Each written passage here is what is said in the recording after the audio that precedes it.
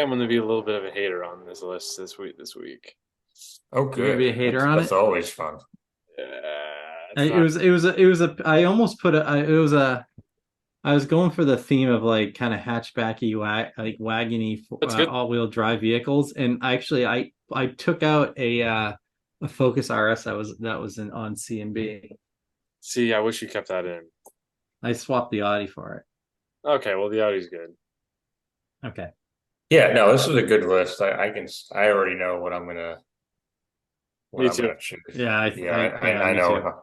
Don't, Uh, guys, don't say it. I know we all have the same answer. Just don't say it yet. it's not the no. I don't think it's I don't gonna be. know. We'll find out. We'll find out. We'll find All right. So, welcome to the Common Gear podcast. This is episode number 31, I believe.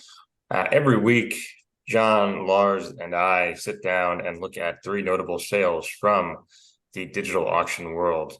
So this week we have a little bit of a wagon theme going. I'm going to share my screen and bring up these finds. I'm very excited about these. The first one out of the gate, this car actually, this was floating around the internet, just websites. I think the Drive, Virtual Optic, someone wrote about it. So 2017 Golf R, not necessarily that notable, except for the fact that it escaped from the factory with a very elusive paint code called carbon steel gray metallic. This was a crazy story where basically the car showed up on a dealer lot. The R32 fanboys figured out it was effectively like a mistake. It's like an error card if you collect baseball cards, and they went nuts. And like the dealership had no idea why they were getting so many calls about this, just another random R32. And so it was because there was a mistake. There was a goof up somewhere where basically this car got okayed to be painted in this color, and there was no special order for it. It wasn't on the color wheel for an R32 in 2017. So this really is kind of like one of one car, which may not mean a whole lot to the outside world, but it very much means a lot to a VW enthusiast. So anyway, the rest of the car, looks great. Mileage, I think, is pretty reasonable, 41,000 miles. So has the DSG automated gearbox, and everything else about these are pretty sick cars from an equipment standpoint. It's funny, the R32 when it first came out was a real kind of almost sacred, like it was so out. freaking rare, and you're just kind of like, everything about it from the equipment standpoint seemed out of this world for golf, but they've become a bit more commonplace. I don't think they have quite the same wow factor in the marketplace today. It's more that people just know that they're out there. You can buy beaters for 9, 10 grand. So I think this one was. I think I think you're betting a lot on the color being relevant, right? That in 10 years, there's still an enthusiast marketplace out there that's still excited about the Golf R to the point that they think this car is just worth, even more because it has this one of one color code. I don't really know where I am on this one at the moment, so I'll kick it over to you guys. Just to throw a side comment in there pertaining to the color, I'll be honest, but these for me are a little played out.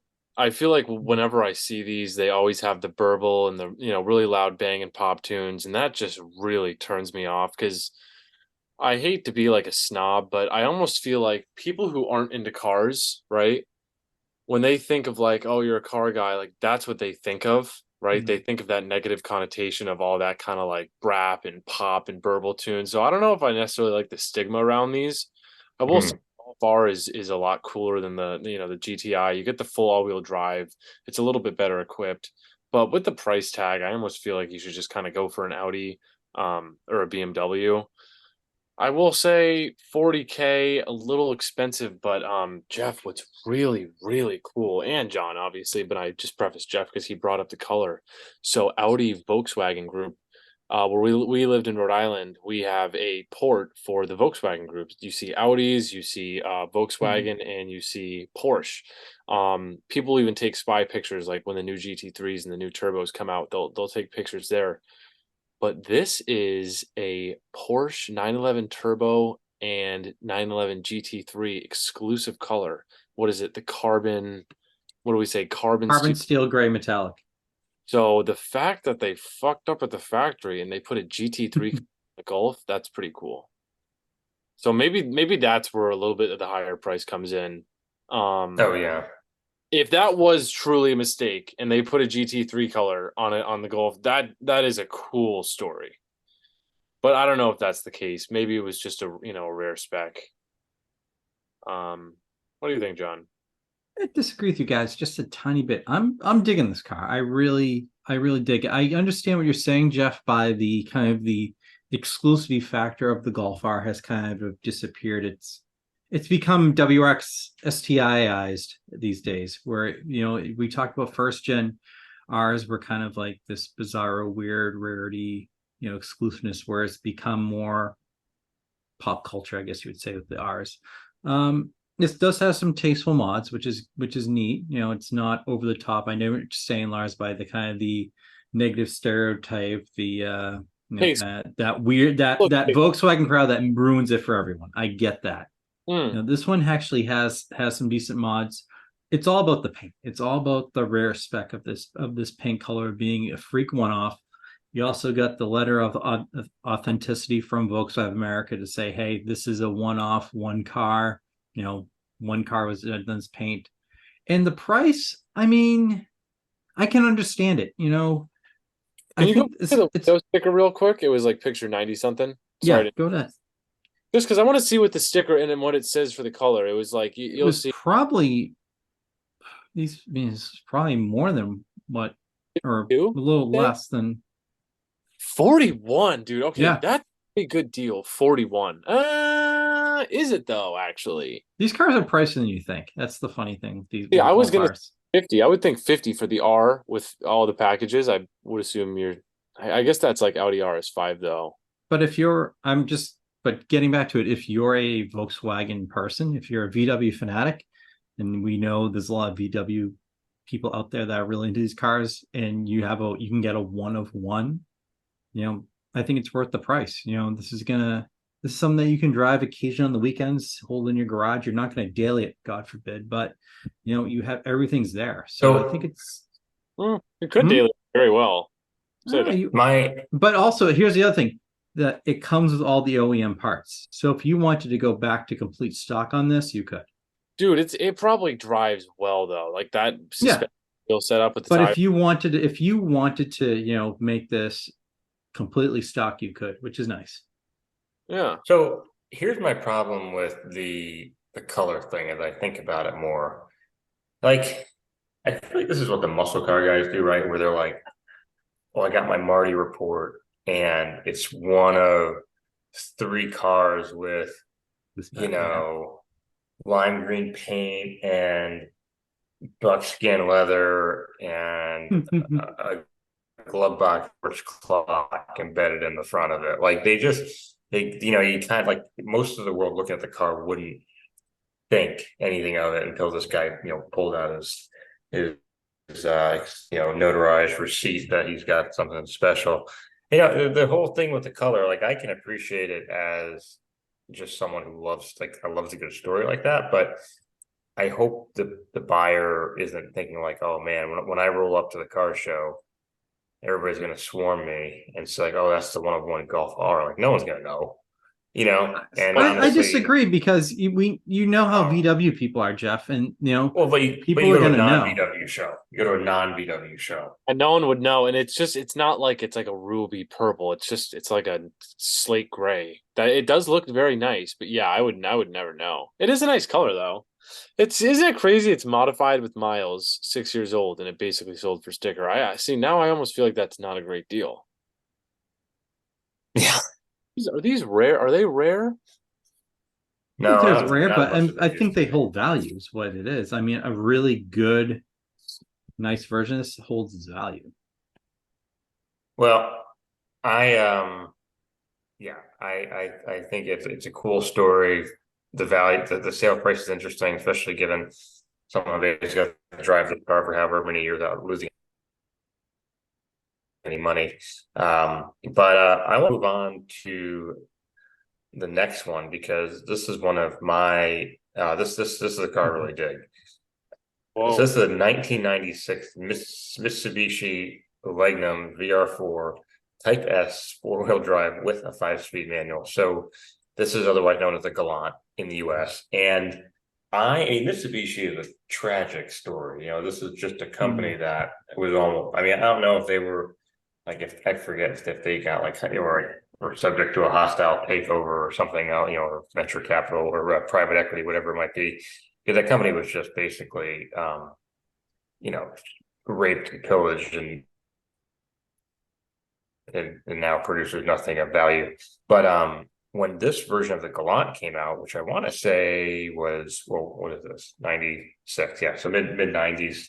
It was a real handsome looking car. And I can still remember the ad campaign Mitsubishi put together. Mitsubishi put together like a sick ad campaign around this redesigned Galant. And the sad thing is, like, I don't know if it was already kind of in the story arc or what, but it was kind of like soon after there, Mitsubishi just became this running joke as a company you go to for like no money down, horrible credit, 75 Mm. bucks a month. Like that's just what all those cars became, much like today Nissan Altima.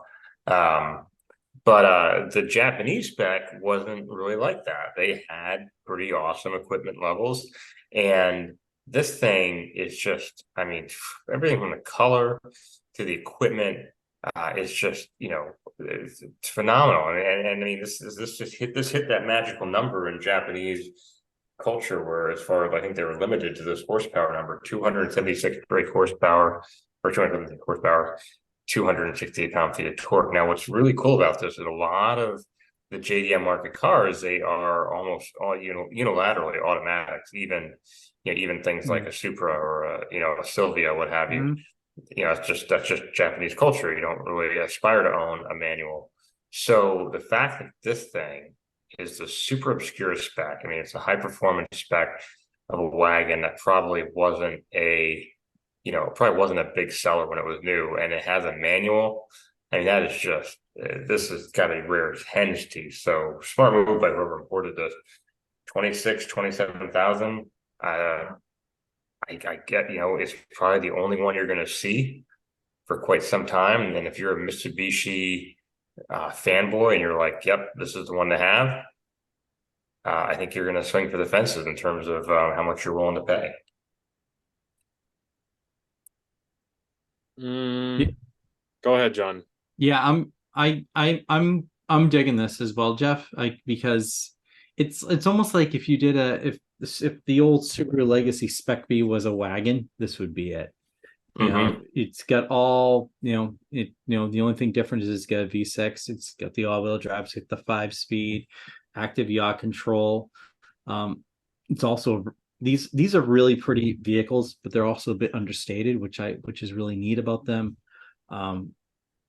You're As you mentioned, you're going to be the only one with this. What's cool about this car is stock, and if you looked at the comments, the seller did a lot of preemptive maintenance. So this car is good to go for quite a while. There's a lot of work done on this car. I'm sure it puts out more than 276 horsepower. We know that's kind of the Japanese rule, that everything was capped at 276, even bonkers Skyline GTRs. It's a pretty basic car regards to features.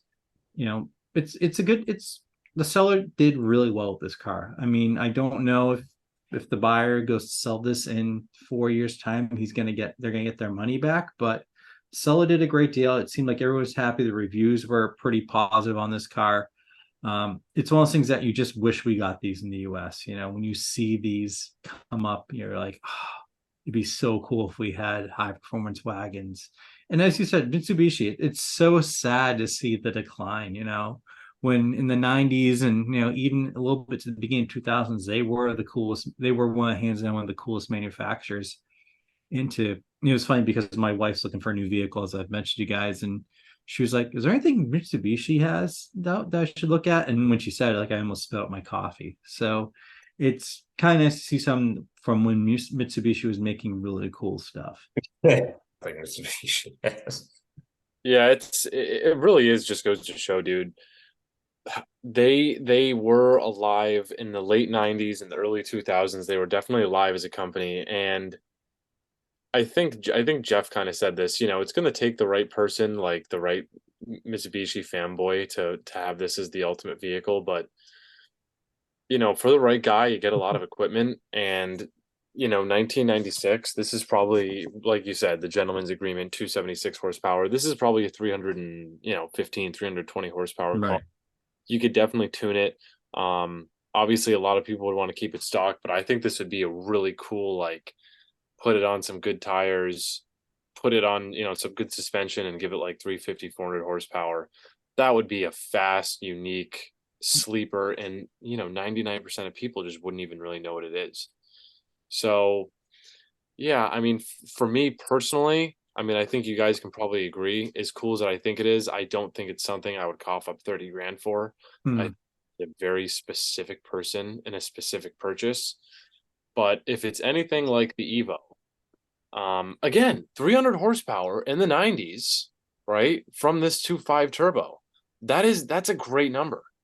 But it's I'm kind of surprised it almost sold for, for 30 grand. I just feel Yeah. like, again, really cool, but the pool of people who would spend that type of money on it is small. So we'll kind of see where the precedent goes. And then, last thing I want to say about it, Jeff's made this point before, but it's almost like some of these cars that initially get imported, they see these like sky high prices Hmm. because it's like this glamorous. It's the first time you've seen one on US soil and you've never seen one on a car show, et cetera, et cetera. Depending on how rare these are, I wonder if in like 5 to 10 years, we'll see a lot more of them imported and a lot more of them for sale. But I would imagine this spec, this setup is, not too common. Yeah, it's not. It's and like I said, I mean, even if you found one in Japan, a lot of them are automatics. Mm. So to find a wagon with the twin turbo all-wheel drive and the stick is a very hard configuration to find. But I do think the JDM stuff is so hard to put a value on, like in terms of whether it's ever going to be worth what you paid for it. Yeah. I think that's a roll of the dice. And as far as the price paid here, Lars, I agree. It's a lot of money, but I think this was just the one. There were just two people out there who've been looking for this car, waiting for someone to bring it over, and I mean, they're this car going to did get fight to death. it did get 68 bids. It seemed like it was kind of toward the end, it was two people going at it. Yeah, but some people Yeah. like throw down at like 5 grand, just like fuck it. But if you looked at from about like maybe 15 grand on, or it was like three, it went from like no, actually from about like 10 grand on, maybe at least it was like three, then went down to two people. Mm-hmm. You know, and Yeah. I mean, the price was high on this car, and the seller did a heck of a job, and it's a great job kind of answering the questions on it too, and you're not going to see one of these if you go to like a car show. You're going to be the only guy with one of these for quite a while, probably. And Also, here's a common. you guys said you think it's beautiful though, right? You did say that. I think it's understated. I like the understated factor of these cars. Like I I love kind yeah. of the JD. I mean, as someone that owned a Legacy GT for a while, like I love kind of the understated aspect of That's a good kind car. of like the bigger Japanese sedans. Wait, did you have a Legacy GT like the wagon? No, I had the sedan. Dude, I had a Legacy non-GT, and then I wanted to get a GT, but it just kind of like thing. It was in high school. But dude, What? the turbo, right? Yeah, I had a BL. I had an 08. Oh wait, dude, that's a sick car actually. And That's a Yeah, it what I was. love about those cars and this one is that I love the kind of the understated factor of them. dude, that's a good one. Wait, it was that gray color? Mine was quartz silver metallic. That's a fun little car. Yeah, he had it lowered and put on a Yeah, big yeah, fat yeah. cob exhaust on it. I think it Oh sounded yeah. nasty. Yeah. Everyone that know that my wife's family, my family still talk about how loud that car was. And I haven't had that car And for a then while. the engine blew up and John got them to rebuild it for him free of charge. How old were you when you had that with the straight pipes? Banjo bolt. But Anywho, well, I thought this was cool. I like this car a lot. Definitely don't see these every day, and it's good you know, it reminds us that there's still opportunities in the importing business if you can be the guy who finds this car and brings it over. But yeah, but just Final, one last point. Like, can't you yeah. picture like Japanese classics or I can't think of the guy on the West Coast, like having one of these for sale a year, like 6 months from now for like 18 grand. Oh yeah, easily, easily. God, It's because they look at these things that as a barometer, and unfortunately, a lot of them aren't as smart as they get credit for in terms of what cars to import. A lot of them import junk, like they import cars that no one would want Oh, because they're cheap. So I mean, any importer who's actually doing their homework and figuring out where those little gaps are in the marketplace for like what to bring over, I really, my hat is off to them because they're being smart about it. All right, our final car of the week, another wagon style wagon configuration, big hatchback, whatever you want to call it. This is a 2000 and what do we got here? 2005 mm, S4 Avant. So yeah, as you know, in the early 2000s, Audi kind of went through a few different configurations in terms of the power plants they had in the S cars, and I think now it's down to like a supercharged four, I think, in the S4. But mm-hmm. they went from years of the turbocharged 5 cylinder to a 6 cylinder, and then they got crazy and they decided to jam the a V8 off the shelf into the same engine compartment that previously housed a 6 cylinder motor. So this was just kind of a crazy, crazy car in terms of the equipment, and performance was certainly great. But these often, if they're not owned by an enthusiast, they show up for sale so cheaply because people don't get that. One of the big jobs you have to do that's tied to that whole very labor intensive part removal process is the timing belt or the time must do items on an Audi. So if you have to if you buy this car tomorrow and you have no record of the chain being done or tensioner being done, you got to take off the hood, you got to take off the bumper, take off the grill and take off the headlights, and then you can begin working on it you're because really they're so jam packed. Mm, There's nothing. yeah. Say again. if you go to picture 68, it's a really good demonstration to your point, Jeff, of just how intensive and just how anyone works on it. The last photo, the timing, how Yeah, anyone, it's insane. yeah, it's And and honestly, it's a little bit maddening because they're going through all this work to configure the car, the A4 and what they've been configured before, and they're like, all they can do is just drop this motor in there with not an inch. Just like it's amazing, no one looked at it and said, "Jesus, how the hell are they going to work on that?" But They I didn't mean, think listen, about that. no, but at the end of the day, it's a wagon. It's got a V8 in it. I mean, it's hard to not like that.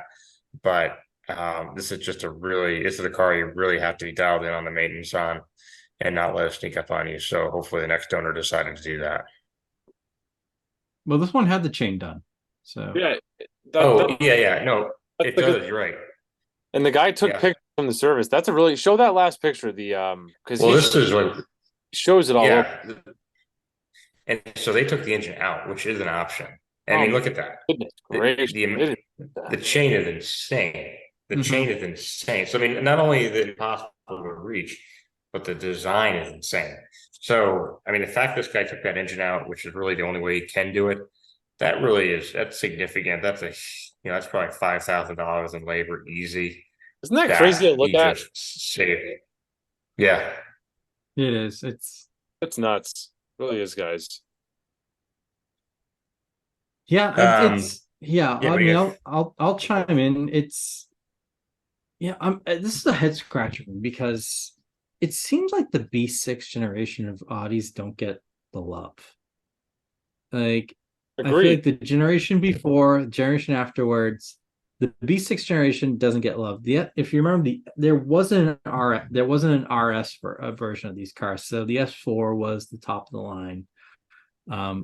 Remember when I talked about how cool like understated Japanese cars are, like the one we just with the Mitsubishi, like Hmm. This one, there's not enough specialness to it. Like it's almost too understated. These S4s, like you couldn't really, if a normal person couldn't really tell the difference between like a regular A4 Avant and an S4. It's almost like too understated. Yeah, Which is kind of shocking. It's also shocking. it's Like, so funny you say that, John. go Jeff. Oh no, I was just going to say, just purely anecdotally, there's a guy who drops off a kid at my son's school, and he has an A4 wagon, and I notice it every time because apparently Maryland for a while offered you like the option to buy vintage reproduction license plates. So it's like California reissuing the black plates. There was a like an old style. Anyway, I just always noticed the plate, and the A4, it's lowered and it has like upgraded OEM wheels on it. And I always kind of look at it and think to myself, like, oh, that's interesting. But then I'm just like, man alive, what a boring car. Yeah, it's Yeah. probably an automatic, probably four-cylinder turbo. And that's the unfortunate thing about these is aside from the fenders, which again, most people don't notice, it's hard for the outside world to get super excited by this car because they don't really know much about it. And I'm sure when they hear it, they know it's something special. But Yeah, yeah, that's kind of Yeah. the silver lining of the thing. And Is and what's saying it's not that special. But honestly, I think it really comes down to the fact that they stuffed a V8 in it, and it's one of those cars you drive, and it's unlike anything else that was offered at the time, right? So when it came out, it might not really look that crazy, which I agree, it does kind of look like a base spec. Nothing with the fenders, really nothing crazy with the taillights. Front bumper might be a little bit different. It might be a little bit more aggressive. Um, but guys, I mean, think about this thing with the cool exhausts and the 4 point something they ended up iterating into the Audi R8 eventually. So it is a sick engine. I don't know what it made at the time. Do you guys know the it horsepower was like number? 350 or something, I feel like. 350. Even so, you put a nice exhaust on that, uh, and I bet it would be 340. That's pretty solid, guys, for back in the day. yeah, Um, it is. Yeah, It is. it's such a head scratcher because it's like this sold for 13.7. If you went a generation prior or a generation further, like you feel like you'd get more money. It's like the B6, the unloved B6 generation. It's a real kind of this was the head scratcher. It was like, okay, what why is this car a $13,000 car? It's got the huge honking V8. It doesn't have tons and tons of miles. It's had the timing chains done. It's tastefully modded. Like what gives? So yeah. Also, one thing I want my last comment on this car. And you guys might agree with me, but you know how a lot of times you hear those like kind of those internet nightmares about certain vehicles and certain, mm-hmm. for example, like all the M3s, it's like you got to do the rod bearings, you got to do the rod bearings, or it's gonna blow up, right? It's it's also one of those things. Yes, it's an imperative fault of the vehicle, or if you don't address it, it's gonna have an issue. But I also think that's from people really just not doing the proper maintenance. And if you buy one of these and it's had the timing chain service documented and performed in the past year or whatever, like this one has, I don't really think you have to worry about that. I think once it's been done, yes, it's very painful. But I don't see why now that the chains have been replaced, why you couldn't grab 50, 60,000 miles out of this thing. I mean, maybe not. Maybe it just wouldn't last that long, but I feel like you could. But because of the fact it's this like rumor and this stereotype of the vehicle that's gonna, the engine's gonna blow. Yeah. So I'll ask you guys that's this. If let's just say the timing chains aren't done or it's an unknown, does this car even get into five figures? No, no, no. Because Jeff's no right. doubt. It would be 5 grand. And that's Yeah, and a car and then dump 60% of the purchase price into one. So it's just you can't justify that, you know? no, and Audis have they've got a weird rep, or they had Mm-hmm. their positioning, their status is odd in the hobby car market. Like they just they're not revered, if that makes any sense. Like they're not Right. um We as talked special about as this last week at the R8. yeah, right. Yeah. It's the same, exactly right, John. Yeah, it's the same thing. there's the whatever it is, they're either it's the factory kind of not, or his factory like stifling their brand in some way, or just people here in the States not being interested in part of, being part of a community or really understanding more about the car other than it's fast and loud. Um, it's a brand I feel like that's still kind of wandering adrift, even when they have these performance cars added to the queue. Um, it's like if I were at Audi, I'd be kind of raising my hands saying, like, what more do you want me to do? I'm like building everything you could possibly want, but people just don't respond to it. Not with loyalty, at least. Yeah, You think it's like a rep from the 80s when they, there was all of those stories about like throttle issues and whatnot, and also the fact that some people may see this as like a glorified VW. And that's why they don't get that love. yeah, I can also see that. I definitely think the connection to VW hurts them. Um, it's too close, right? It's too easy to kind of see yourself driving down the road in a car that costs $10,000 less than what you paid. And I feel like that's just the general issue across the industry, right? Where people don't want to pay for an expensive product that really is easily replicated in like the cheaper product line. So I mean, let's face it, you can get you can't get a V8 in a Jetta, but you can get a lot of the other things this car has in a Jetta. Okay, that's fair. Well, I mean, just think like a Jetta wagon from an equipment standpoint. Auto. Never mind. Yeah. An auto. What? What are you eating? Snickers. Ice cream bar. Not going anywhere for a while? Sunburned. Yo, I thought it was a 5-speed or something. Oh No, it's a no, I don't even think Automatic. it's an auto. Yeah, it's not a DSG or anything like that. No. No. torque converter. Yeah, no, that's a $2,500 car. I agree. I agree. And it's interesting. A guy last week had an S4, a B5 S4 Avant, and he apparently reneged on the sale. Like it didn't get the bids he wanted, so he just ghosted the buyer. And it's interesting. It was actually a really sick spec. It was like a nice car, low miles. Yeah, it just blew my mind. And I just don't know what you do to change it. But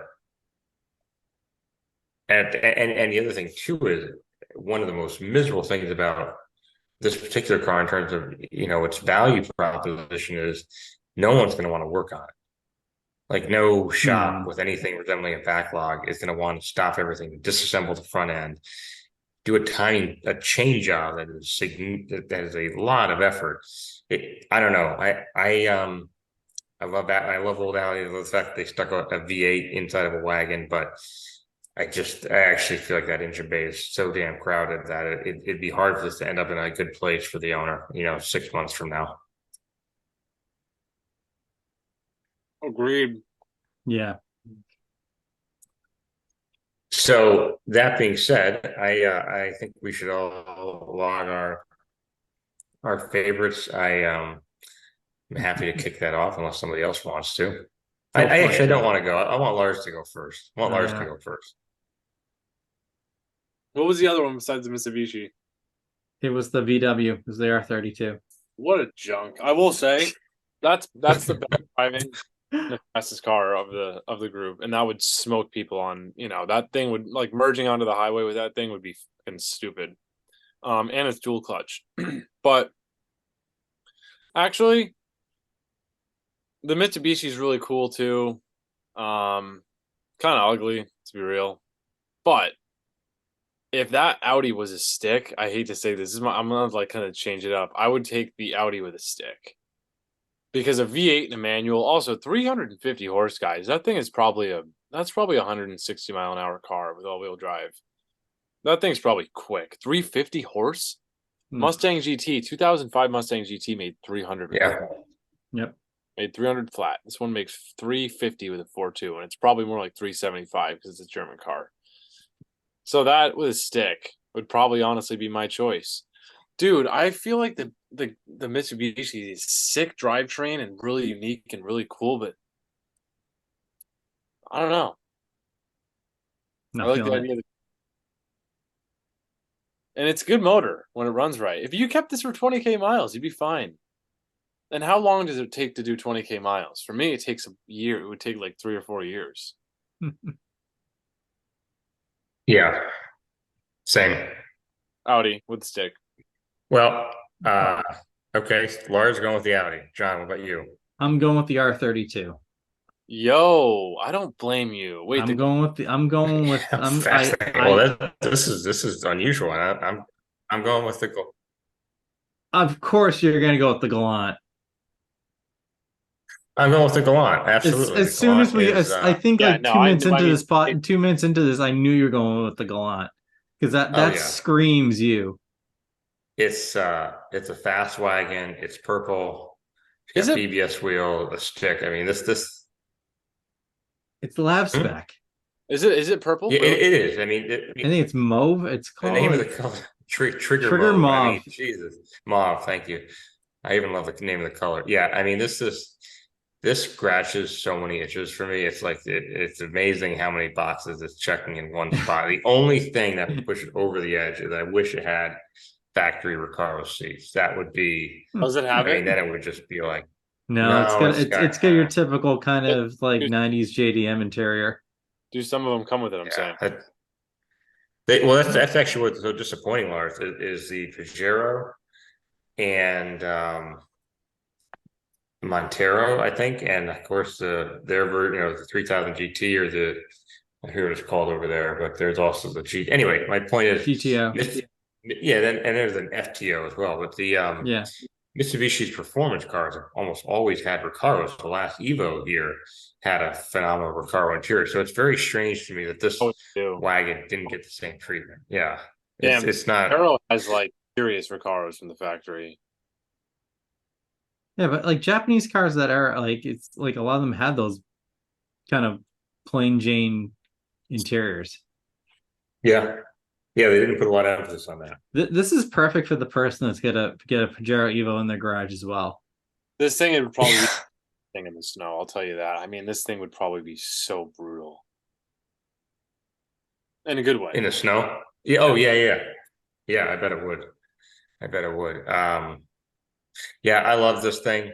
John, you were smart to grab it, and so this is interesting. It's an interesting cross section. It kind of forces you to make decisions maybe you wouldn't normally make, but like, for you, Lars, choosing this first one, yeah, that's an uncomfortable position to be in to have to kind of defend a car based on its color. So enjoying the way it drives is sort of critical because if the color thing doesn't work out or people don't care, you better enjoy the way it drives. That's the thing. This car, that Golf, that thing would be a ripper because it has some mods. It's probably what is it, 400 horsepower? It's probably like 450 horsepower, and it's a little light package, all-wheel drive, dual clutch, instant downshifts. I mean, I think it has bigger brakes, lightweight wheels, Michelin Pilot Sport 4S. That's a serious freaking setup. That thing It probably. is. Yeah. And the more I think about it, the more I kind of walk back my feelings about the value. I mean, I think the value proposition is actually pretty high because you are getting a serious list of hardware right Mhm. out of the gate. And you have to give VW credit because even as things like the Mazda Speed 3 have disappeared, and a few others, they kept making the R32. So we got to be grateful for the fact that VW kept the lights on, so to speak. Change it to Golf R. Go far. It is. It's the car is probably so fun to drive. That thing really does look like a piece of junk, huh? The Audi. Yeah. It just Like, yo, doesn't. back to It this. does. I mean, it's It- too understated, as I said earlier. It's way it's cool to have an understated car, but at the same time, it's way too understated. There's no specialness to it. Look at the timing chain one last time, Jeff. That's the photo of the night. That Yeah, timing they chain. approved that. Yeah. I believe they approved that. I know. That's crazy. And it's just, I've seen a few of them at German Motors being done, and I mean, there's nothing about the job that's easy. The whole thing is pretty hateful. It's got Um, to be a torture. Look at all oh, those yeah. screws. There's like 10,000 little screws. Yeah. Don't lose any of them. Yeah, no, that yeah, don't lose any. Yeah, no, that's crazy. All right, well, Golf R. Cheers. Yeah. Hey, I appreciate it. Anyway, yeah, I found I'm a little bit wiped out tonight. The heat has been significant, and yeah, that's my excuse. But I'm excited to see this selection of cars. And also, final thought. I think it's great. The JDM market is oftentimes kind of. I think it's sort of like old news at this point. But it's awesome when someone can find a really niche car Mm. and bring it over, because it just shows you. Lars, you and I talked about importing an E36 M3. Like it just shows you that this whole arena of vehicle importation, there's still miles to go in it, right? Before we would say, oh, it's tapped out. There's nothing good left. So it's just, and with given how much crap we see on a weekly basis, with just undesirable JDM cars, it's nice to see that someone sniffed this one out, because I'm sure it was not easy to find. No, probably not. But anyway, all right. This has been the commongear.com podcast. And we want to just always plug ourselves if we can. If you have vehicle records, maintenance records, anything in a paper format that you want to securely back up in a digital format and have that attached to your car, specialty vehicle, what have you, going forward, please visit thecommongear.com, where you can create a free account today.